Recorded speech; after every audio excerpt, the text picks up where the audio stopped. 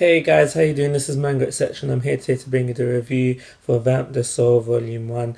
Now, the story of this whole volume is about a boy whose world gets turned upside down. He's just a normal boy at first, living a normal life, going to school, hanging out with friends, etc., etc. And then one day comes by when he finds out, he's not a normal boy. His parents are not his blood related parents. He has been adopted, and he's not just a normal boy, he is half vampire, and he is also a king, and it is his task, his duty, to maintain balance between the four realms, hence saving the world. The main focus for this volume is our main character finding out he's not who he thought he was, and it really just focuses on four characters. So those characters are James. He's our main villain through this volume. We also have our main character, who's Nick. He's a half vampire, half human. He's also said to be a bit dyslexic. We have Jess. Now Jess is also half vampire, and she's said to be a psychic swordsman, and she has strong feelings for Nick. We also have Ranfang. He's the hyperactive character. He's the one that gets the most jokes. He's the straightforward and just funny, basically. And we also have Kaz. Yeah, unfortunately, we don't really get an insight into Kaz as a character, and I really hope that she doesn't end up to be one of those useless, unliked characters, because for everybody else within the volume, I was able to form some sort of opinion on. For an example, I don't really like Jess because I think, yes, she likes Nick, but I do feel that her feelings for him are a bit obsessive. Two examples of this is when there's a bit in a chapter where they're on the way to save Nick, and that is Kaz, Ranfang, and Jess. They're on the way to save Nick, and she says, "I need to hurry up and go save him." Now, couldn't she say, "We need to hurry up and go save him"? This is just an example of why I don't like Jess. Another example is when they go to the dimension where they're going to train, and Nick went to change clothing, and now she's getting so excited about it, even drooling at one point. I'm thinking, why are you carrying on like that? So for those reasons, I don't really like Jess, and I've got reasons to like Rang Fang, and because of all the funny stuff that happened to him within the volume.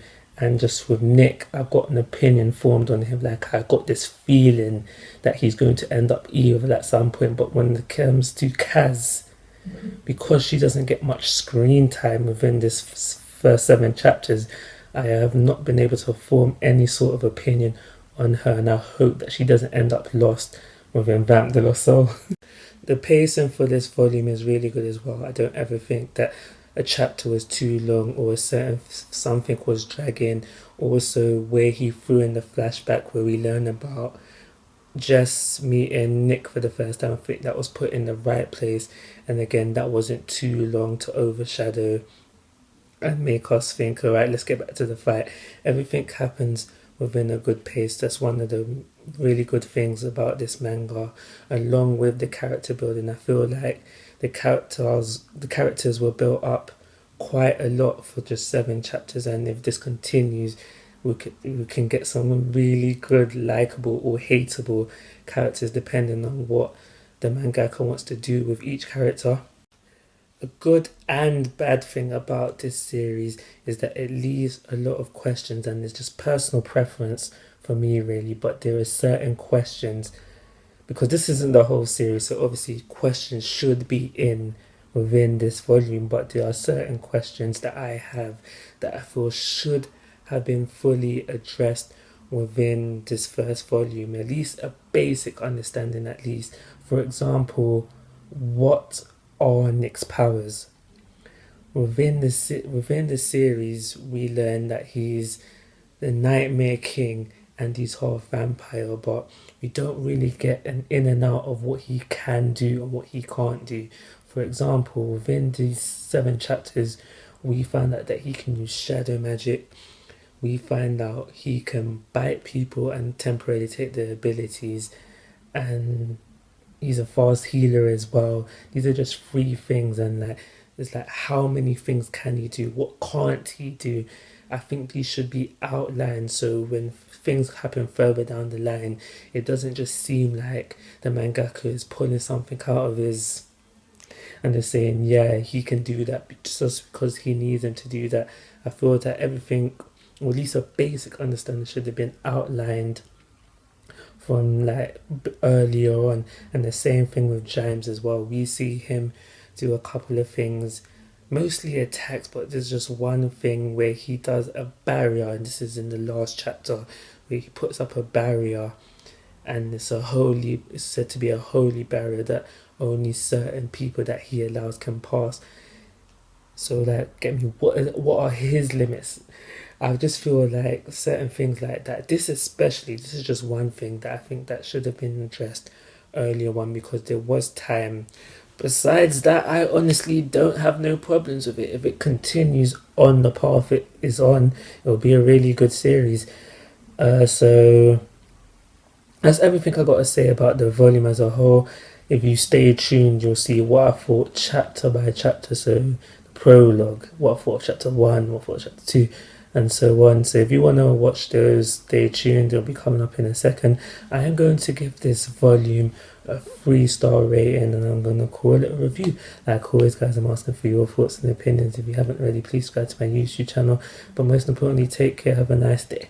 So the prologue to Vamp the Sword is pretty cool. It gives you some backstory information of what happened prior to where the main story starts, and it also leaves you asking questions. So we find out that there was a war that took place, the Nightmarian War, I believe it was called, and we also get introduced to two characters, who's Myra, who's the daughter of the previous Nightmare King, and she later on becomes the Nightmare Queen, and Jinko, who's this famous vampire.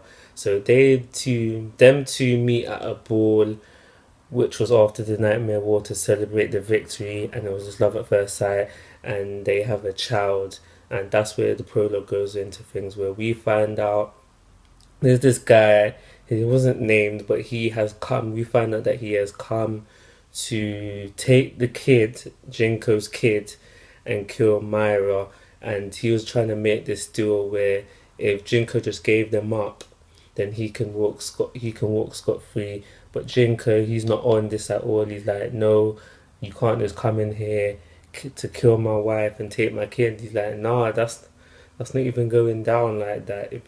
I'm gonna, like, for even suggesting that, I'm gonna kill you. So they're having a heated discussion. They're mostly talking, but they do fight each other as well. They exchange blows with their weapons, which are pretty cool as well, because the evil guy's weapon did some like fire phoenix type attack, and he did the ice attack where his sword was being manipulated and becoming ice and just changing shape. That was pretty cool to see them clash. The weapons are pretty cool in this so far. And yeah, so while they're having the little talk, the little confrontation, which seems to be going on in their house. Not sure if it's their house, but it seems to be going on in their house, which makes me wonder, how did Myra not know what was going on in the first place? Because she later on pops in, she's like, you talking to you, or something along them lines, and that's where she joins the confrontation, and we get to see some things from her. We find out that she is actually just a human, but she does seem to have some sort of powers where she was able to send this bad guy into a genjutsu. Yeah, into genjutsu. She had him look into her eyes, sorry, and she was able to portray to him his nightmares. This prologue does get a bit gritty, because we do see a bit where Jinko takes out a gun and shoots his face off. And throughout the prologue, he goes through like 3 faces, which is quite funny. And another funny thing about this guy as well is that he's speaking in old English, he'll know with the ye's and the thou shall nots and all that kind of madness. But yeah, he goes through about 3 faces, and it's pretty gritty. But the prologue ends off with him doing some final attack, and yeah, it just ends off there. And now, if it wasn't for the first page of the prologue, which tells you about the war, and then later at the very end of the page, it tells you that how they both die and the kid is taken, I'd have started theorizing from there and then that maybe the parents did not die. So after reading the prologue, I think that maybe the bad guys wanted the baby because it's a hybrid, and this hybrid is seen as a possible threat if it's left to continue to grow and get stronger, and just not monitored under the right person. So that's why the bad guys wanted them. I'm also starting to think that vampires are not too strong or seen as much of a threat in this series because this bad guy was willing to let Jinko live as long as he gave up his child and let them kill his wife. So that as well. And maybe, just maybe, nightmares are the strongest out of the four realms that we're introduced to. That's just some little thoughts that came out of just reading the prologue. But yeah, let's move on to chapter 1. So chapter 1, this is the chapter where we meet our main cast, starting off with Nick and Jess. Now these two together have a similar relationship to Naruto and Sakura. The only difference being is that Jess actually does like Nick. This was made evident later on within the chapter where we see Jessie, she's in a nice new dress, and she asks Nick, what do you think? And she didn't get the response that she wanted, which made her mad. This also brings about a similarity between Nick and Naruto, and just mainly every shonen main protagonist, where they're just a clueless type of person.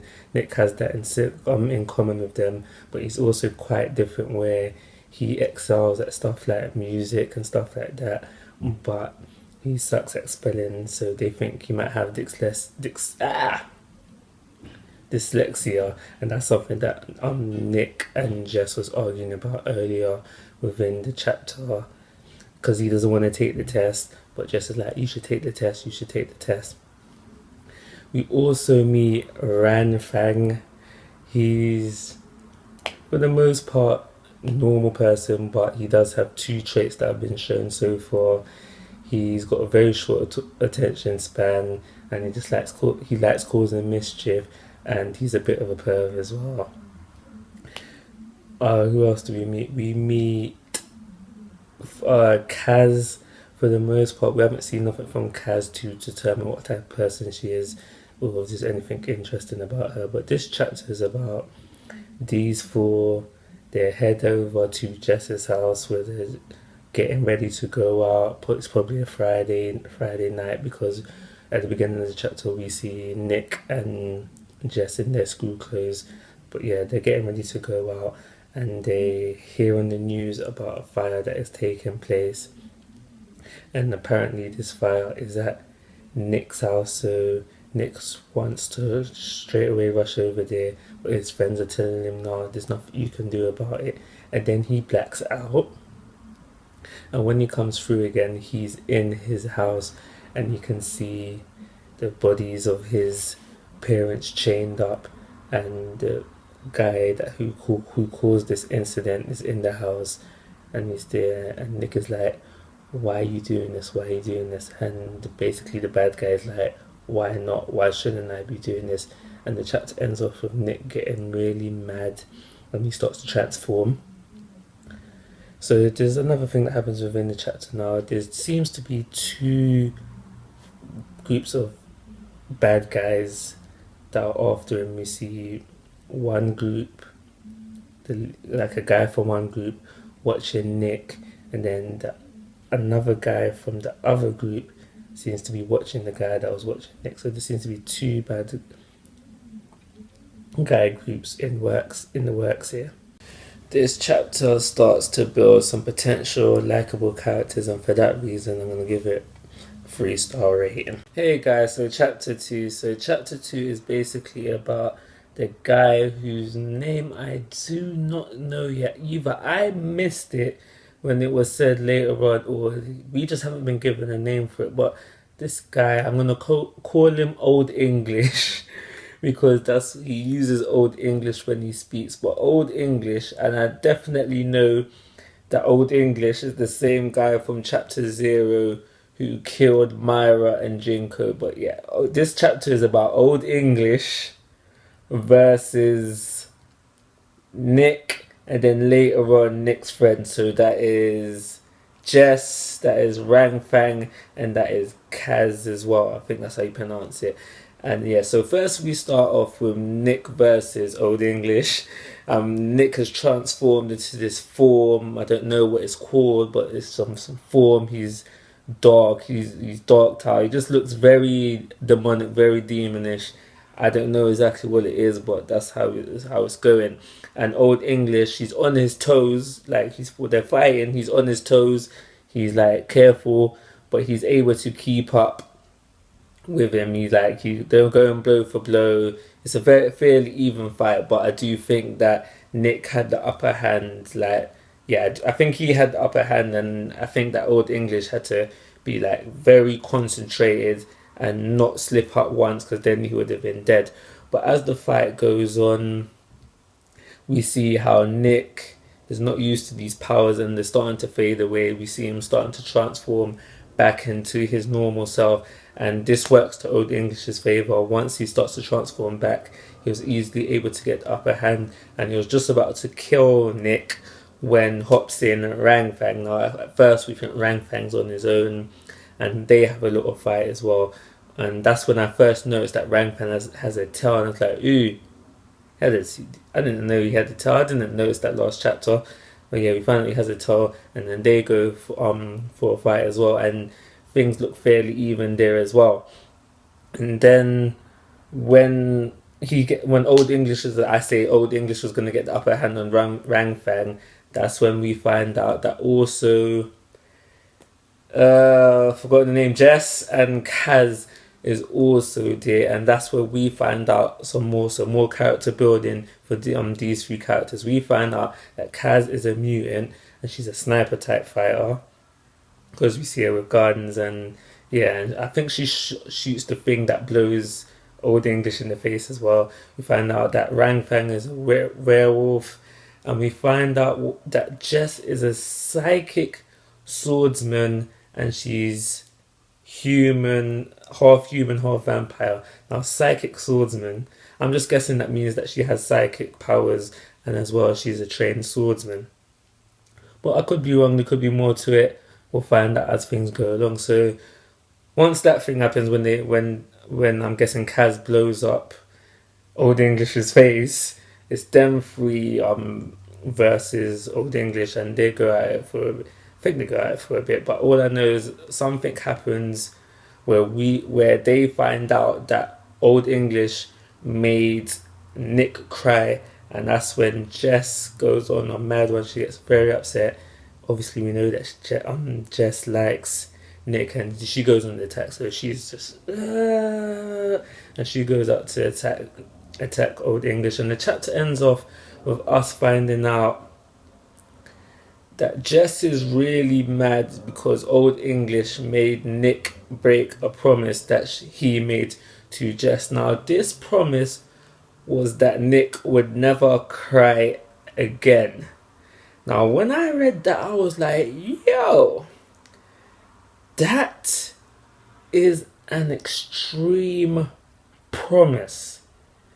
That is a promise that is really, really, really hard to break. And I can give ratings to Nick for having the guts to try and keep that promise, but I got a little bit of hate for Jess now. I would never personally make someone promise me. I would never make someone make that promise to me, basically. So I've got a little bit of hate for Jess building at this current moment in time. And yeah, that's how the chapter ends off. Just looking at the title of the next chapter, we're going to find out how and why this promise came about. I'm quite interested to see how it came about, because like I said, that is pretty extreme promise.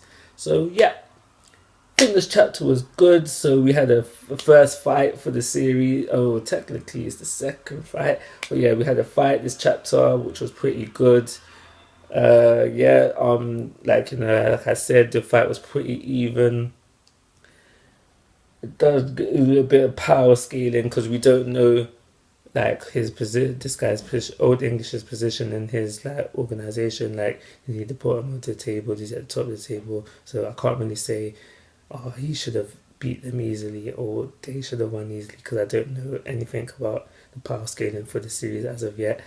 I'm going to give this chapter 3.5 star rating. So chapter 3 was straight away we go into flashback and we find out how exactly Nick and Jess met. We find out that Nick was shoot, I've lost the words. Basically he was bullied as a child. Bullied because of his eyes and just bullied.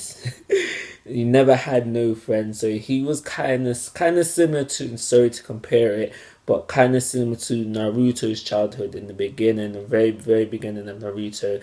Nika went through the same thing, but he was bullied for his eyes, bullied because he was albino. Because of that, he never had any friends. He still had his parents, luckily, but he never had any friends. And Jess would always see him getting bullied, but because her dad wouldn't allow it, because her dad Jasper didn't want Jess to get hurt, she was never allowed to interfere, never allowed to try to go play with him, but more on the lines of not interfere with him getting bullied because Jasper didn't want his daughter to get hurt. But then one day Jess defied her dad and just went to help Nick. She beat up some bullies. There was like 2-3 of them, but she managed to beat them up by herself. And this was before any sort of swordsman or powers. It was just straight raw strength which she used to beat up these kids. And it was from then they became friends. Like they formed a friendship from there. And they went and built some snowmen together. But yeah, they built their friendship up from there, and this is when Nick promised to never cry and just promised to just hurt anyone who made Nick cry. So it seems like Jess's love for Nick started from an early age. Obviously kid love from the very beginning, and probably now at the age that they are, it's a more mature love. So I would say that that Jess generally loves Nick. So the rest of the chapter is basically we find out. So we see, first things first, I want to say is that we see Nick getting carried away, and we find out that Nick needs to know the truth. So what is this truth going to be? And we also find out that Kaz and Ranfang, and possibly Jess as well, they know the truth about Nick's parents. So it makes you think why, I'd feel a bit hurt if I found out that my friends were keeping the secret from me. But yeah, that's what it looks like we're going through. Going for it as well. Now I'm gonna just throw it out there, and it is fairly obvious from the prologue and everything I've read from the prologue, but I think that Nick is the child of the two people from the prologue. Their names have escaped me. Oh my gosh, Myra. I think the mom's name was Myra, and the dad's name, I've forgotten it. But yeah, I think that Nick is their child, and the parents that we see in the flashback of this episode was his adopted parents. But it makes me wonder, and I finally know that guy's Old English's name. I finally know it now. I don't know how to pronounce it, but I'm going to shorten it to Jaime. But yeah, so that's his name. So, but it makes me wonder, because if Jaime managed to kill Myra and the other guy in the prologue, if you managed to kill them, then why didn't you just take Nick straight away? If it is indeed Nick. But yeah, the rest of the chapter we see Jess attack Jaime and it was a fairly good attack, but it wasn't enough to kill him. And this is where someone else comes into the chapter and interferes with the fight, stops the fight in his tracks, and he's called the anti-hero for some reason. But yeah, that's the majority of the chapter. So we got some relationship building here with Jess and Nick, just finding out how they met, and we know that they've known each other from a couple of years, a very young age. I forget how old they are now actually, but yeah, it was said this flashback took place 8 years ago. So they've known each other for a long time, and they've just built their friendship up, and obviously they have this promise. I still think it's a bit much of a promise though, like for someone to just promise themselves not to cry and let someone, basically I wouldn't make someone promise me that they'll never cry. I find that a bit too deep, because you could cry for loads of different reasons, but maybe it's more of a promise of I won't let nobody ever hurt me, and the promise to I will always protect you. Maybe it's more along of that, with not the straight raw fact of it of never cry. Maybe it's that. But I'll give this chapter a 3.5-star rating. Call it a review. See you in chapter 4.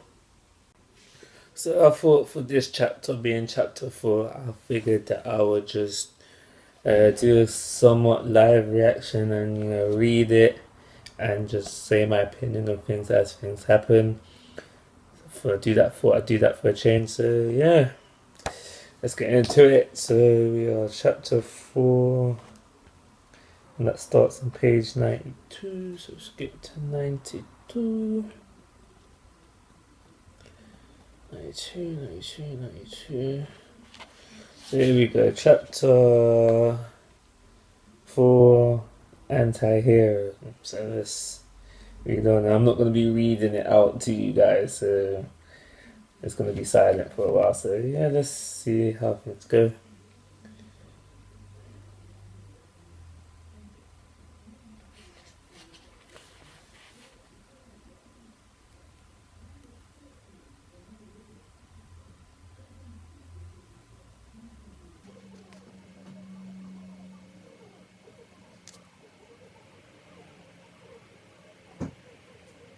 So apparently that this anti-hero was like a legend, but it turns out he really is an actual person. And this anti-hero's name is James Vampiro. Isn't that the...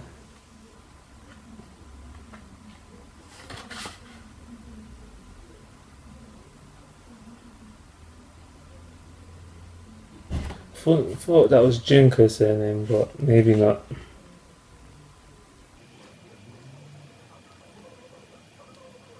So basically this... Was it James? I've forgotten the name already, Yeah, James, he is literally dealing with James. And it's just getting really, really gory. I don't know if you can see it, but it's just getting really gory.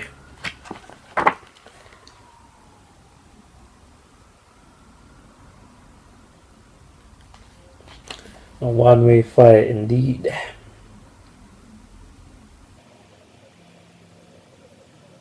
He's a vampire. James is a vampire.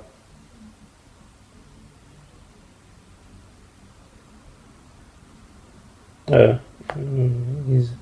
he's half vampire.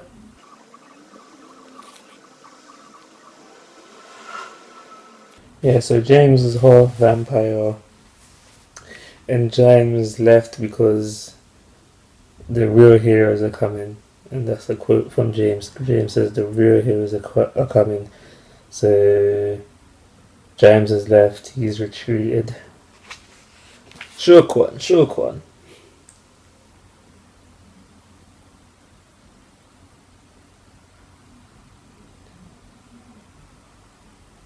That's right. So James knows.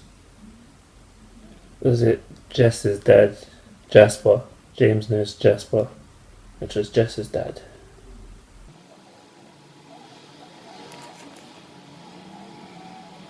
Jasper's calling James right now on the blocked number.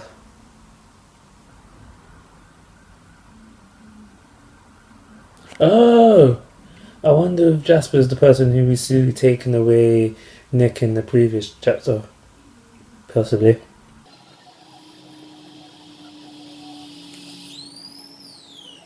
Yep, there we go. Confirmation. I didn't save Nick's adopted mum and dad.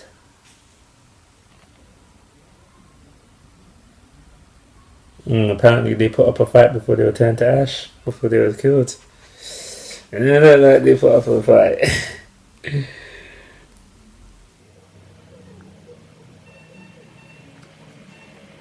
Everyone's upset.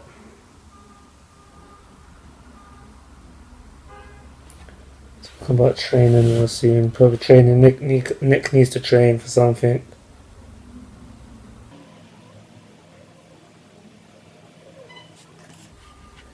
This is mad about something.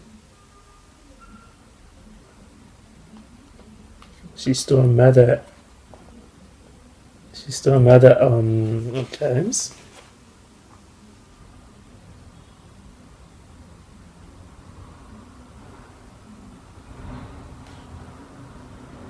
So I'm just checking how long where the chapter finishes, because sometimes I miss it. Okay, I've got 10 more pages. Okay, so yeah, Nick was taken to hospital.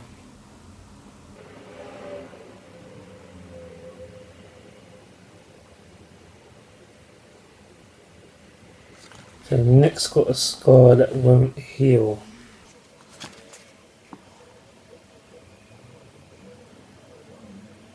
So they have a shot of his eye. I think there's something wrong with his eye.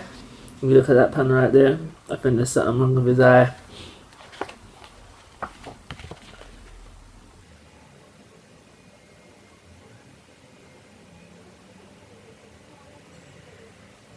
So he thinks it was all a dream.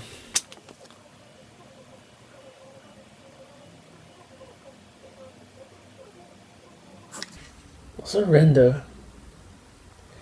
Comment section that for me, guys. What is a rendo? So this doctor says I am a rendo, and I'll be your doctor for now. What is a rendo? I don't know what that is. I'll probably Google it after this, but if you know off by heart, comment section, and I'll give you a thumbs up for that.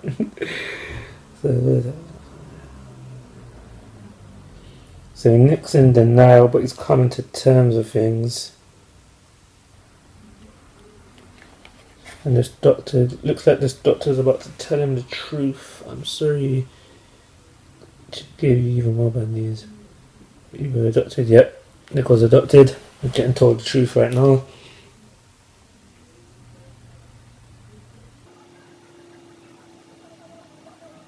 Really, the son of Myra, a human, of the Nightmare Queen and Jinko Vampire.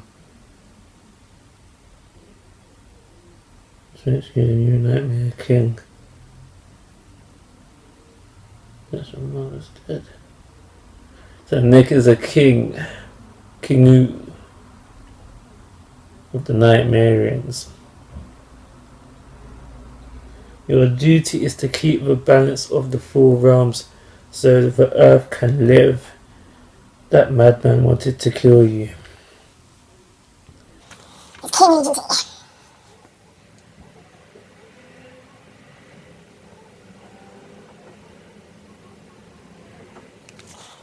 So James is under the impression that killing Nick will make him a god. I don't see how that works.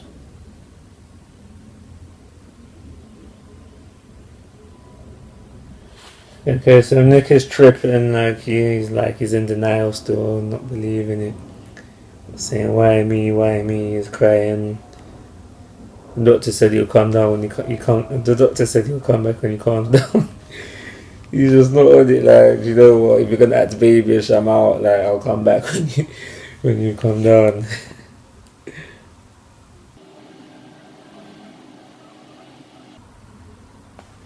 So he's a fast healer.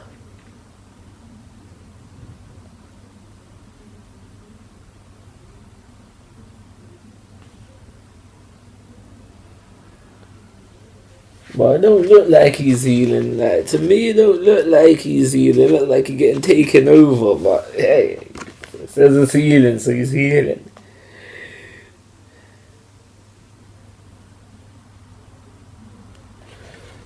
He's in some more denial, boy.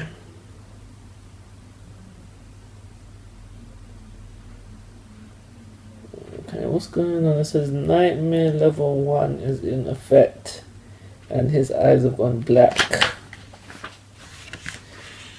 It's taking me. I don't think it took me so long to read a chapter, but I wanted to do a live reaction for once. I thought it would be quicker. He died, I just got back.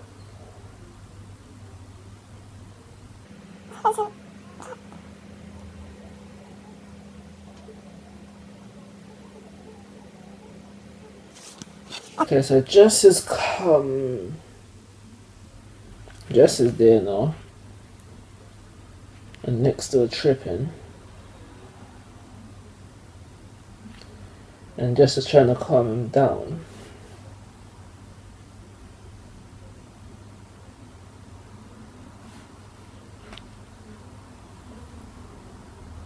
She used his full name, Nika Myra von Vamp.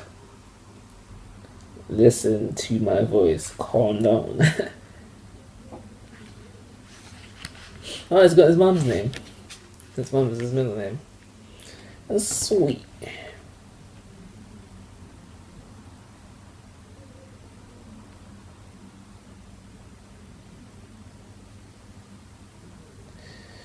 And that's the end of the chapter. So basically in this chapter we had the defeat of James Ward. He was defeated. Let's not beat around the bush here. He was defeated, and then he retreated, and then the rest of the chapter is really focused on telling Nick, trying to break the news down to him that his life is not what it seems. He's a nightmare king, and he's just in denial about it. And yeah, he's just tripping right now. He's just trying not to believe everything, and we have Jess who is trying to calm him down, and it seems like in the next chapter she's going to tell him everything that he deserves to know. So yeah, that was everything in that chapter. And we got the reveal of him having adopted parents. So it was his adopted parents that were killed earlier, and as I said previously, Myra and Jinko are his actual parents. This was really obvious because of one page. Let me show you, see. Because of this page. If this page wasn't in this, probably still would have thought it, but that basically confirmed it. Like, that made it 90% possible. But yeah, that was the chapter, and this has gone long enough. So I'm gonna give this chapter a 3. I think just standard. So yeah, so I'll give it a 3. So see you next chapter. See you for chapter 5. So chapter 5. Now the first thing I want to say is, at the end of the last chapter, Jess says, "I'm going to tell you everything that you have the right to know" to Nick.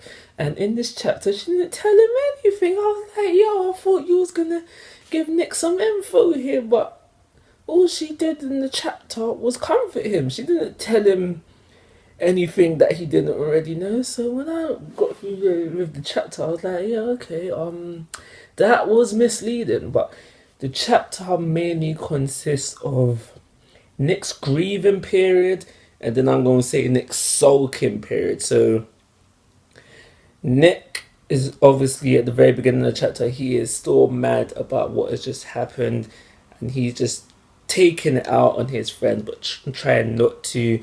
At the very beginning of the chapter, he's like to Jess, sorry, what do you know of it? And this is where we find out that Jess has actually lost her mum. Her mum is not with her right now. So this happens at the very beginning of the chapter. Then when they come out of this psychic trance thing, Nick was like to his friend, you know what, just go. Like, I've had enough of you, like, for right now. You just really need to go. Like, and like I said, this can be understood as grieving. So as they're leaving now, not Jasper, the anti-hero says to Jasper, like, time's running out, we need to get his training going, James can come at any time. And as his friends are leaving, Ramfang is like, do you know what? If he's not cool within a couple of weeks, I've got an idea to snap him out of it now.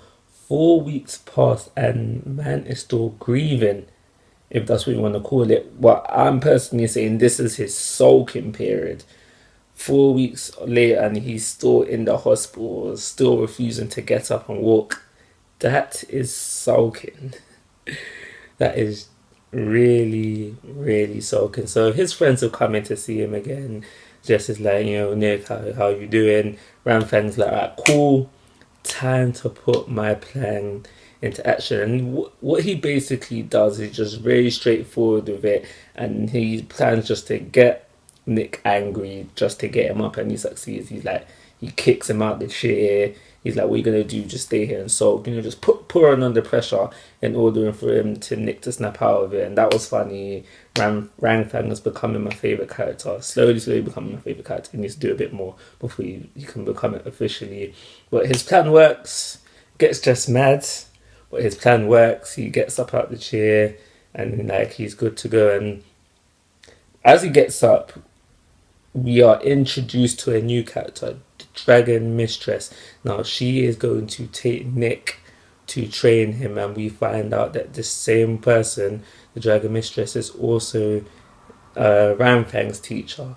So the chapter ends off with the teacher opening the gate to some dimension where they're going to go and train. Also at this moment in time, it seems like that Nick is only doing this for revenge, and that's not a good thing when just constantly thinking about revenge. It consumes you. The rage in your heart starts to become permanent, and that is literally the path to becoming evil, to be joining the dark side. So let's hope Nick finds a better, stronger resolve, because if he doesn't, he's gonna turn out evil, and Ramfang might have to take him out of the equation. But yeah. That's everything to happen in the chapter. I like this chapter a lot. Ramfang was funny. It's good. I don't know what I was going to say, but yeah, it was a good chapter. Like 3.5 star rating for me. Yeah, I'm going to give it 3.5 star rating, and I'll see you in chapter 6.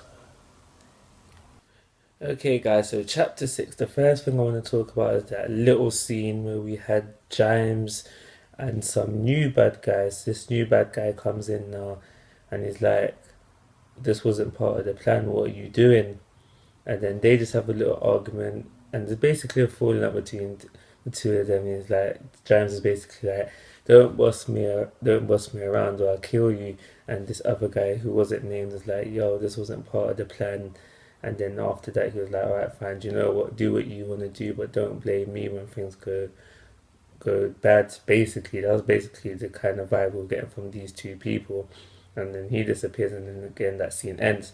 The rest of the chapter was simply them going from the hospital to Nick starting his training, but it's not quite that simple. So they leave the hospital, the Dragon Mistress opens up a gate to this other dimension where they're going to go and train. And where they're gonna train. So they go through the dimension now, and they get where they need to go. And then Nick changed clothes into this battle gear. Okay, and then after that we see that James is gonna take him through for his first lesson. And during his first lesson, James tells Nick, it wasn't just because of your birthright power that you survived your fight with James. You've got something else in you. Now I'm starting to think that there's whatever this something else is evil, because later on in the chapter we see when Nick is trying to use his birthright powers, which is called shadow magic, he started to lose control, and he's just more like going into complete revenge mode and just dark, and he's like kill and all that. So I think whatever this other thing that's within inside Nick, I do think it's evil. James also mentions that Nick needs to stop just completely focusing on revenge, otherwise, going to go dark side, evil. And I totally agree. I said this about when I was reading the last chapter that the revenge will consume him. Sorry, he will turn out evil, and yeah, blah blah blah with that. So as the training is going on, out of nowhere appears James, and now I was a bit taken back when I saw that he was there, because throughout the chapter, I think on two, three occasions, it was mentioned that Nick would be safe where he is for now, and James can't get there easily. But yeah, here he is. This chapter, like it wasn't said that any sort of time had passed. Like as far as I'm concerned, it's still been like not even a day yet, and like they're there, and they're face to face with it's Nick and James face to face, and for some reason Jess, um, Kaz and Ranfang know that he's there, so they're heading over to help. But that's where we leave things off. So just leaving me with the question like, how did he get there? That's my only problem with this chapter. So I'll give it the average 3, and I'll see you for the final chapter. So yeah, chapter 7, the final chapter within the volume, entitled Round 2, is all about Nick versus James. James puts up a barrier which prevents anyone from entering who he doesn't feel like necessary to enter. So no one is able to interfere with this fight, and so it's just James versus Nick. So the fight starts off really simply fighting. Nick's in control, and then he starts to just experiment. Basically, he wants to know what he's capable of. So he bites James, and this is where we find out that half vampires have the ability where they bite someone, they can take the skill set of the person they bite. It's probably skills and abilities of the person they bite, and they are temporarily allowed to use them. And I thought this was kind of cool, but it did also make me wonder what is special about half vampires that makes them able to do this, or is this something that vampires can do as well? So once Nick has taken James's skills, he's able to counter attack and fight back a bit better than he was before, but he's still not able to get the upper hand. And during this time, James does a bit of trash talking. He's like, "Yo, your parents died for no both sets of parents died for no reason," kind of thing. He's saying stuff along them lines, and this is where he gets angry, and he starts to go into kill, must snuff out crazy mode. I'm gonna call it crazy mode for now until I finally know what it is. But he's out of control again, and he's still fighting back, and he's still holding his own, so to say.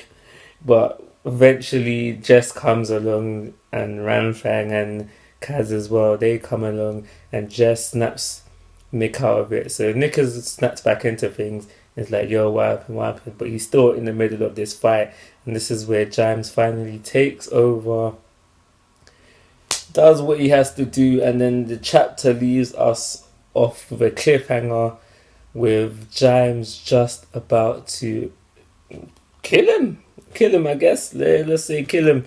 Yeah, and that's how the chapter ends off. So we're left on this cliffhanger. Obviously, the manga's not coming to an end soon, so he's not gonna die. I don't know how he can be saved, because, like I said, he's in this barrier which prevents outside interference. So I don't know how he's gonna say. Maybe he's gonna go completely out of control, unlock this thing that he has within him, and that will save him again. Because James did say that it was this thing that's within him that saved him during their last confrontation. So maybe that's gonna happen again, but to a bigger extent. Kind of similar to like Naruto and the Nine Tails, where Naruto kept unlocking tails and he was stronger. So it's something similar to that. That's where I think we see where we're going. So yeah, this chapter was good. Liked the little cliffhanger that it left us on. Got to learn a bit more about half vampire abilities, or maybe this is just solely to Nick. No, it should be something that all half vampires can do. So Chess should be able to do this as well. But I'm gonna give this chapter a 3.5 star rating, and I guess this concludes everything I have to say on Vamp the Soul. So, like always, guys, I'm asking for your thoughts and opinions. If you haven't already, please subscribe to my YouTube channel. Most importantly, take care. Have a nice day.